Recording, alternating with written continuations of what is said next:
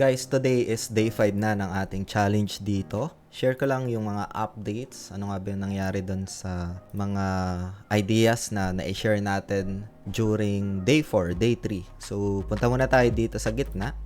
Ayan. So, dito. And as of now, meron na tayong 1.23 in USDT. So, during day 4, we give insights.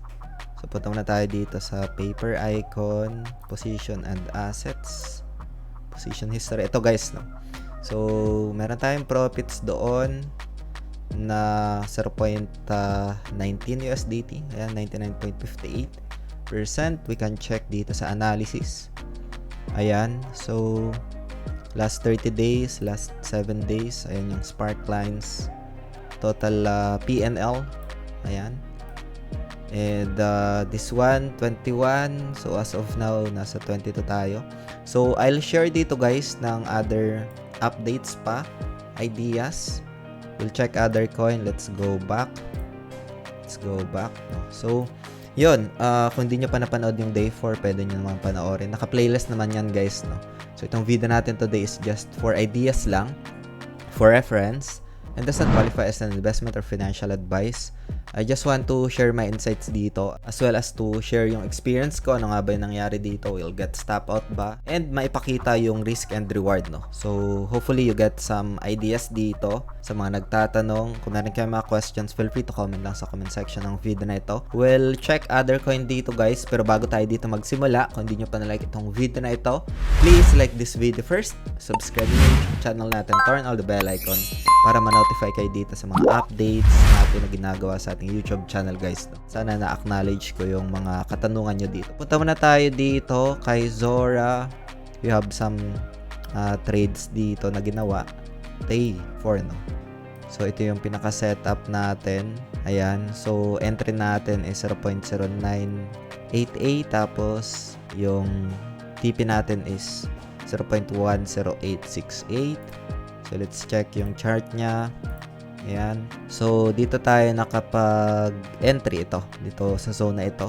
Ayan, sakto dito sa pag-angat niya. No? So, nagkaroon ng pag-angat ng presyo. And naitipin natin within this area. Itong zone na ito. Dito sa area na ito. Within this zone. No?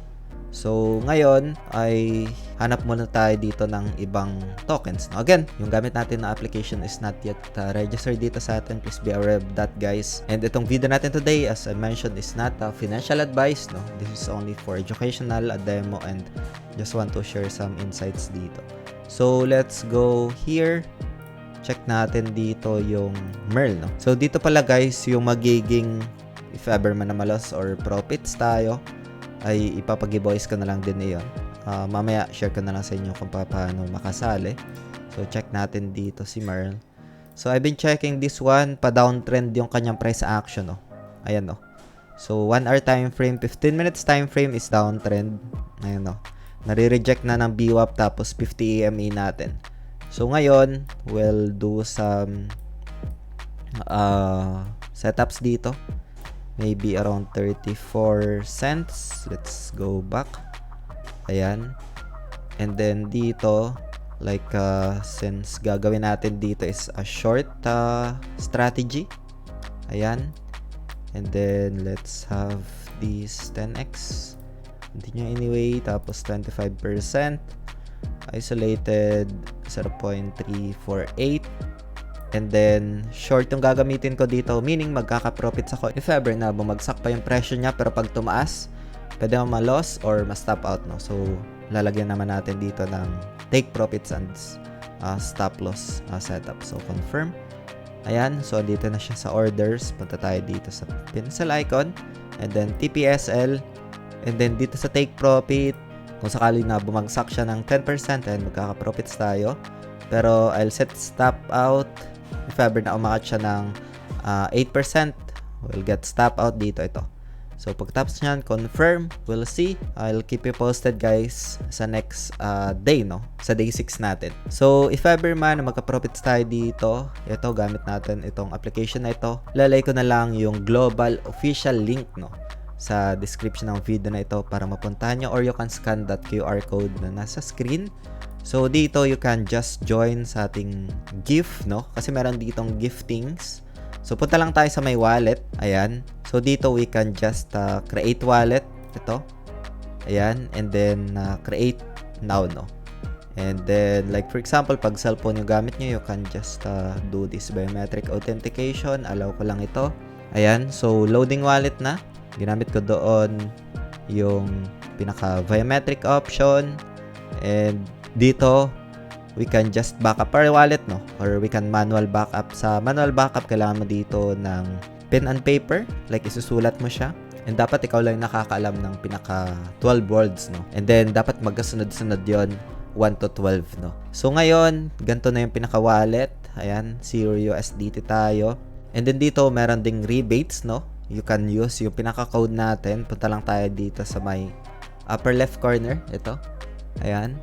And then, hanapin natin dito yung referral na ito. So, select lang natin. And then, dito, we can just enter code, no? So, sa may enter code, select lang natin dito. And then, lagay natin yung code. Like, for example, like Crypto Fortune for rebates, no? Meron kang 10% na pinaka-discount dito. Ayan. And then, after that, you can just confirm, no? And dito, nakaset na yung pinaka 10% off mo. And siguro, I would say, isa sa mga advantage ito if ever na meron kang code, no? So, just like kagaya siya sa mga discount code, traditional discount code na you can get mga discount, no? So, ito, 10% gamit itong Crypto Fortune na code, no? So, pagkatapos niyan, you can just start here. And meron na dito mga option, iba't ibang option dito na available. You can just check itong DEX, ayan, and other features pa dito, guys, no? So, let's go home lang. And isa ito sa mga wallet na ginagamit ko rin for airdrops and other features in crypto, like yung sa mga gift, no? To receive nung mga gift. Kung meron mga giveaways na available dito, as well as the rewards dito sa application na ito, no? So, sa gilid lang, sa may wallet option. And pwede rin kayo sumali sa ating Telegram group sa mga updates. Yung mga official link, guys, lalay ko na lang sa description ng video na ito para mapuntahan nyo. So, you can explore and check, guys, if you're interested, no? So, yun lang for today, guys. Hope you get some updates dito. Balik lang tayo sa exchange. And as of now, ito yung pinaka-sparklines ng ating challenge. So, we just started 1 USDT. Right now, 1.22. Nasa day 5 tayo. Day 6 tayo, guys, tomorrow, no? So, yun lang for today, guys. Hope you get some insights, updates dito sa ating YouTube channel. Maraming salamat ulit sa panunood. Ingat tayong lahat. Peace out. Bye for now.